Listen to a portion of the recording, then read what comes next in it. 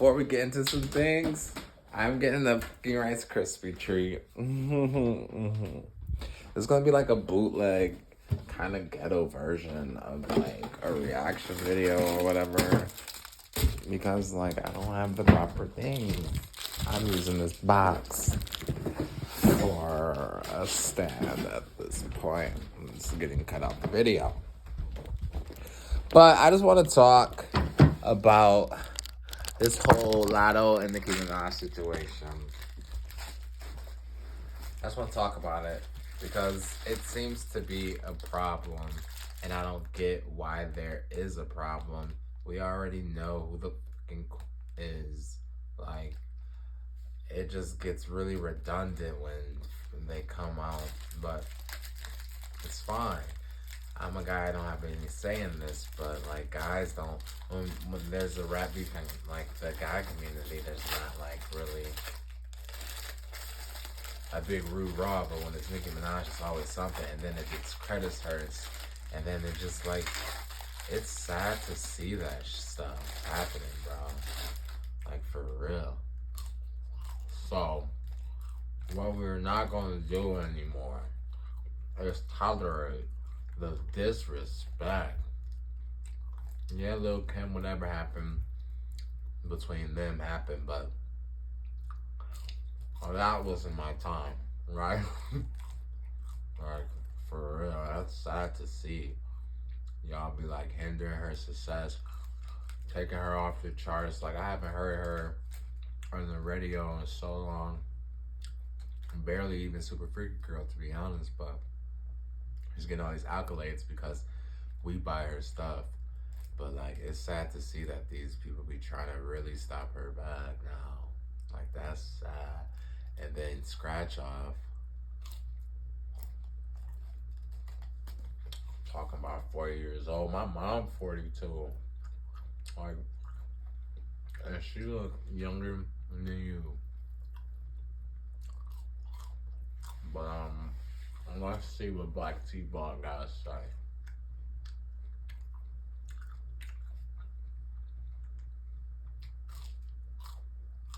Election Day is November 8th, and turnout will be high, so skip the line. Millions of people in Michigan are already requesting their absentee ballot, and you can too. It's simple and convenient. Go to applymi.org/early. Skip the line. Request your absentee ballot today. I'm Nancy Salzman, president of Nexing and Executive Success Programs. My company was destroyed and my life fell apart. Brainwashing, sex abuse, and branding. People think anyone who's still around is brainwashed, doing his bidding. How insulting. It's a problem. He want everything I do. Yeah. He want to make it like he created me, and that's not what it is. He like I said, you could have gave that beat to anybody. Nobody was gonna make everything else but me. And shout out again to all those people who hate my guts, but is sitting in a quiet place listening to my show. You are obsessed and sick, okay? Goodbye. Okay, I'll be right back, and let's get into stuff now.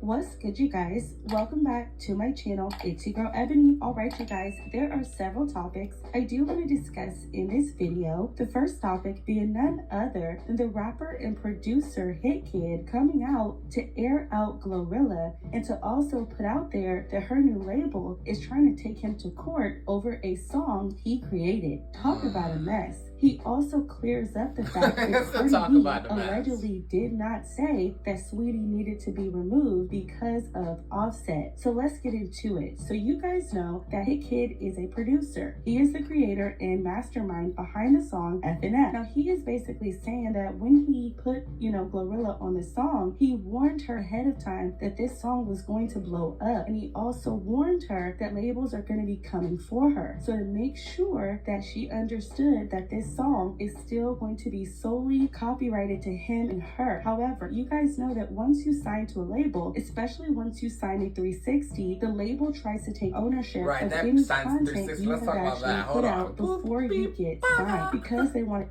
She signed 360 out in the streets.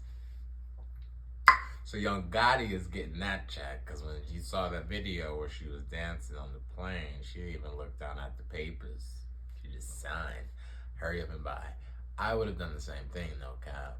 Keep making money. Talk about a mess. Now, after this happened, Hit Kid actually found out that they were trying to take the song away from him. So he did take to Twitter to air out what was going on behind the scenes. And when he aired this out, he actually let us in a little bit of tea and actually contradicted any belief that Cardi B asked for Sweetie to be removed due to her being with Offset, allegedly. So Hit Kid started with this. I did my best to protect you and the girls. This is only a portion of what I've been through. I'm bringing this to light before the word gets out like I'm a bad guy. I'm a stand-up guy and I stand on my business and my morals. I told you and your manager every day that we was in LA with Sweetie, that the labels were going to try to sign you because of F&F. So watch out. I also told you to let me know when the labels reach out so we can be on the same page. But you still went and signed my song without telling me. So basically these folks are trying to take me to court over F&F because they want to own the song, but they want to own the song to put it on this EP, which both parties knew. So tell me how you're gonna put F&F in your contract without telling me. And Jen from 300 Entertainment, lame. What? The F&F remix per Cardi B's request? He said, nah, only paperwork issues. Offset called me to get Cardi B on the remix after we couldn't get Sweetie on the remix finalized. I'm about to be one of the greatest creatives ever to come out of Memphis. Wait, I'm telling him if I sign y'all, you know what I'm saying, I want him to come with me.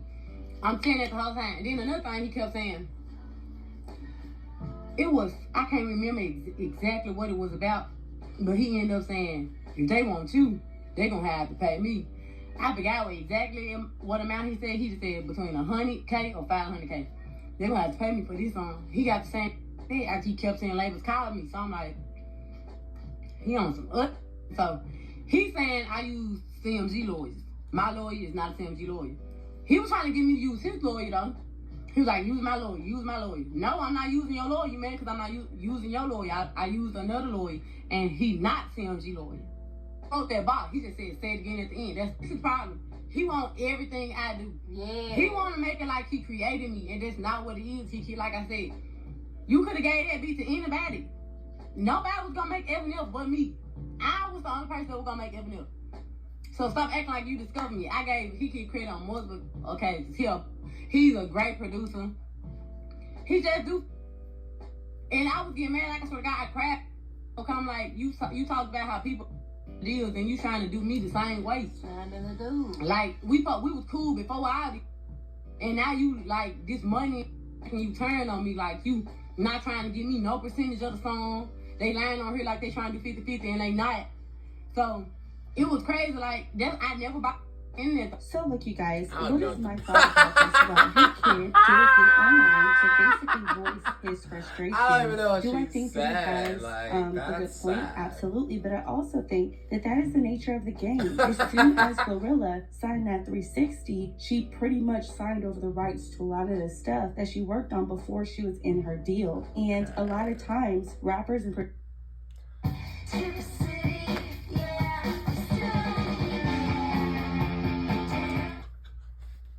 monthly fees are the absolute worst. YouTube is closed for the ads. Tubi is and I have to work in an hour. Classic movies, blockbusters, live TV, originals. I want some more. Tubi has it all.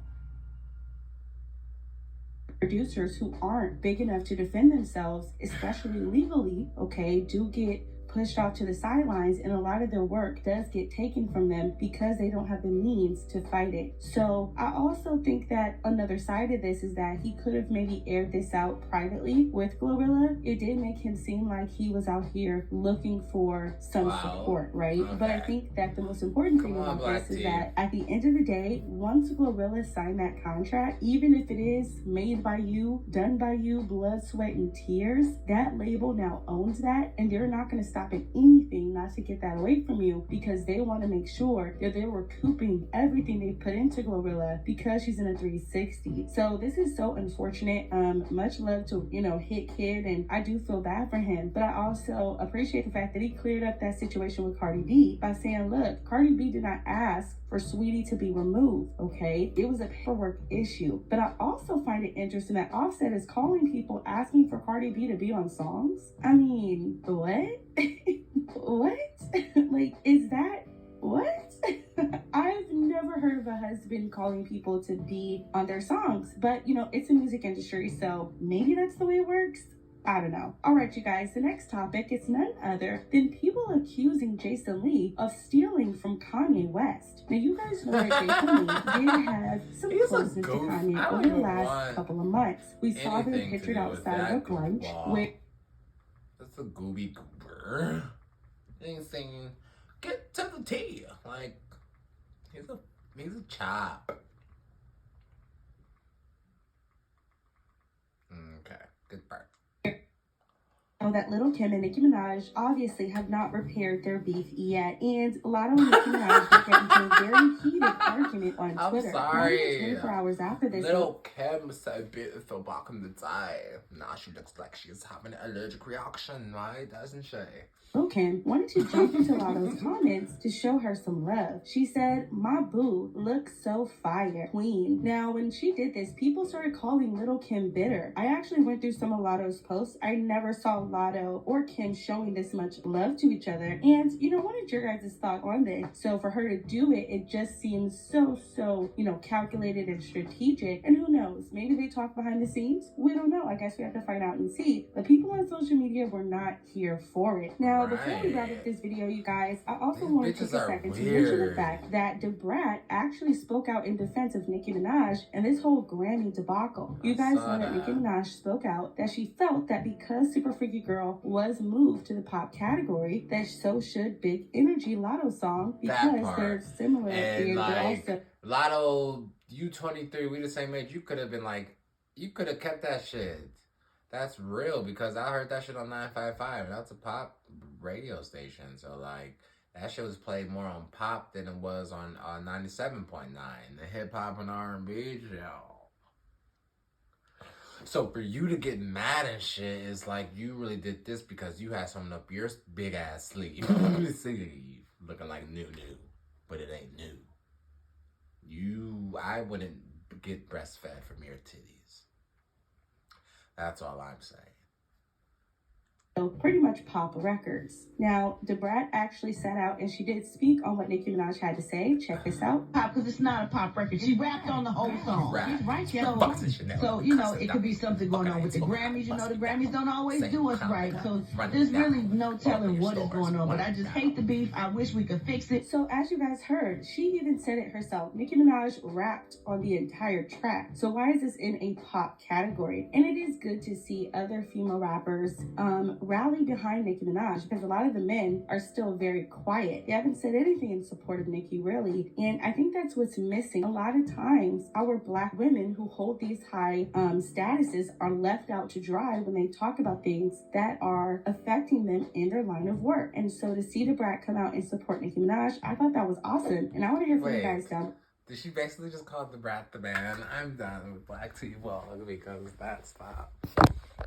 Holla at your boy tomorrow if you want to bed.